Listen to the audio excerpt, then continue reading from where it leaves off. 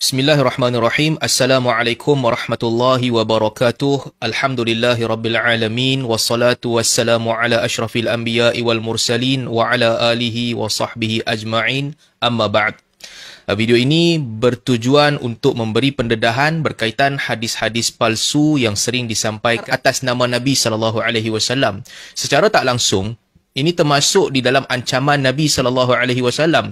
Man haddatha anni bi hadithin yura annahu kadhibun fahuwa ahadul kadhibin. Sesiapa yang menyampaikan daripadaku satu hadis yang dilihat penipuan palsu, maka dia adalah salah seorang di antara penipu. Apabila rakan-rakan para asatizah telah menegur, mengkritik ataupun membongkar kesalahan-kesalahan beliau menyampaikan hadis-hadis palsu, tidak ada langsung minta maaf, tarik balik, membetulkan kenyataan dan sebagainya. Sebaliknya apa yang beliau lakukan adalah untuk merendahkan orang-orang yang mengkritik beliau. Ini masalah yang lebih besar daripada disiplin. Ia tentang sikap seorang yang tak anggap kesalahan menyampaikan hadis palsu itu besar, yang menganggap ia perbuatan biasa. Sedangkan Nabi SAW telah bersabda, "Man kadzaba alayya muta'ammidan falyatabawwa maq'adahu minan nar." Sesiapa yang menipu di atas namaku dengan sengaja, maka telah siap tempat duduknya di dalam neraka. Rakan-rakan satu ketika dahulu pernah cuba untuk menganjurkan debat di antara saya dan juga beliau, tapi beliau tolak untuk debat itu. Tetapi saya tidak ada pilihan lain pada ketika ini melainkan untuk membongkarkan kesalahan-kesalahan beliau menyampaikan hadis palsu. Kerana kata Sufyan Ats-Tsauri, katanya, "Man kadzaba fil hadits iftudiha." Sesiapa yang menipu dalam hadis, hendaklah dia dibongkarkan untuk menyelamatkan orang ramai daripada terpengaruh dengan penipuan di atas nama Nabi SAW. Bahkan lebih daripada itu, kata Abu Nuaim, tambahan ke atas kenyataan Sufyan tadi, "Man hamma an yakdhiba ftudiha." Sesiapa yang sekadar ada niat ataupun ada kehendak untuk menipu dalam hadis, maka hendaklah dia dibongkarkan. Di antara koleksi hadis palsu yang disampaikan adalah yang pertama, Nabi SAW bersabda, "Awwalu ma khuliqa nuri." Yang pertama sekali diciptakan adalah nurku, cahayaku. Hadis ini adalah palsu. Ia tidak terdapat di dalam mana-mana kitab hadis. Dikatakan, sebahagian orang kata hadis ini diriwayatkan oleh Imam Abdul Razak. Tetapi para pengkaji kitab Abdul Razak tidak menjumpai hadis ini dalam tulisan Al-Imam Abdul Razak. Tidak di dalam tafsirnya. Tidak juga di dalam musannafnya dan juga kitab-kitab lain. Tak ada dalam kitab Sunni. Yang ada dalam kitab Syiah, Biharul Anwar. Dengan lafaz, kata Nabi SAW kepada Jabir, "Awwalu ma khalaqallah nur nabiyyika ya Jabir."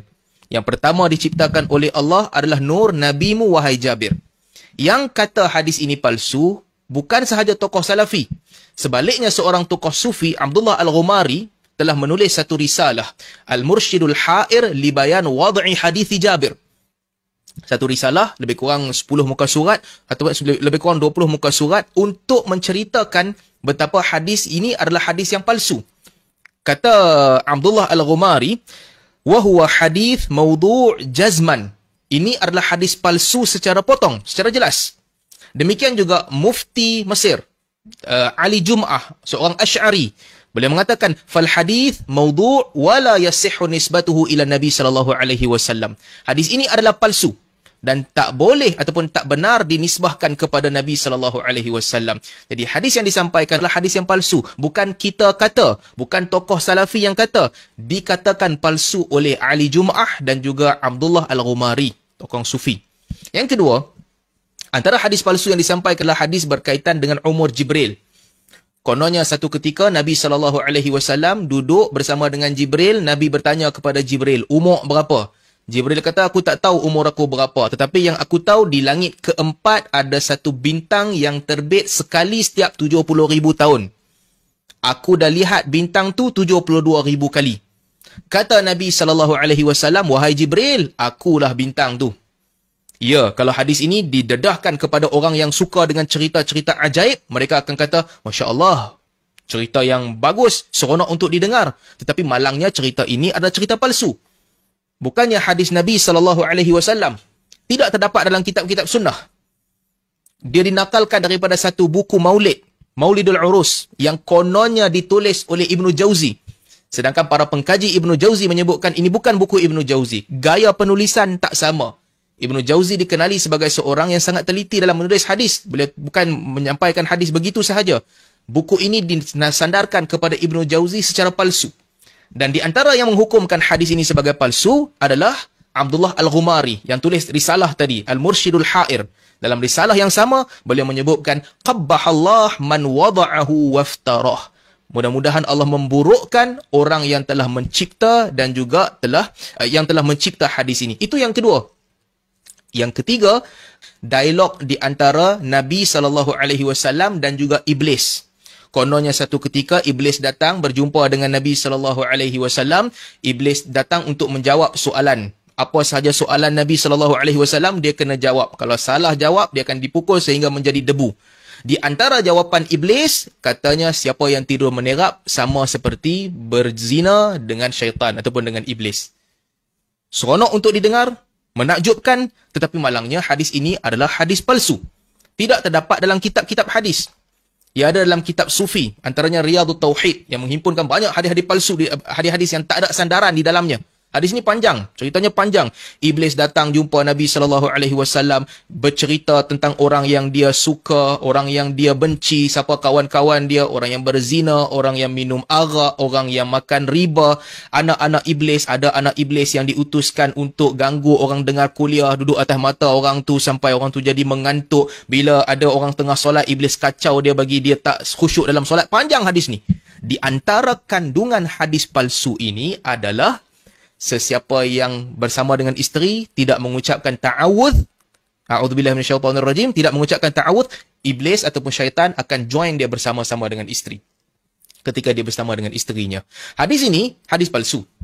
Ucapan itu, yang part itu tadi, part siapa yang tidak mengucapkan ta'awudz, dia iblis akan bersama dengan dia, ada diriwayatkan daripada sebahagian tabi'in ataupun ulama meriwayatkan perkataan itu ketika mentafsirkan ayat Al-Quran, ada. Tetapi hadis ini adalah hadis yang tidak terdapat dalam kitab-kitab hadis. Majlis Fatwa Saudi pernah ditanya tentang hadis ini, kata mereka la aslalahu, tidak ada asalnya. Dan juga dalam hadis ini disebutkan, dalam kitab Riyadhut Tauhid ni, yang bukan kitab hadis pun, tak ada sanad riwayat ini, disebutkan siapa yang bersama dengan isteri tanpa mengucapkan ta'awudz, umpama syaitan bersama dengan dia sekali, ikut dia. Itu hadis palsu versi asal. Hadis palsu ini telah dipalsukan sekali lagi. Iblis kata sesiapa yang tidur menerap, dia seperti berzina dengan iblis ataupun dengan syaitan. Dahlah palsu. Pergi palsukan lagi hadis yang telah palsu. Ataupun mungkin adalah riwayat lain yang sebut begitu. Yang pasti, kalau ada pun, kedua-dua riwayat ini adalah riwayat yang tak betul dan tak wajar disandarkan kepada Nabi SAW. Itu yang ketiga. Yang keempat, Nabi SAW bersabda, "Man la syaikha lahu fa syaitanu syaikhuhu."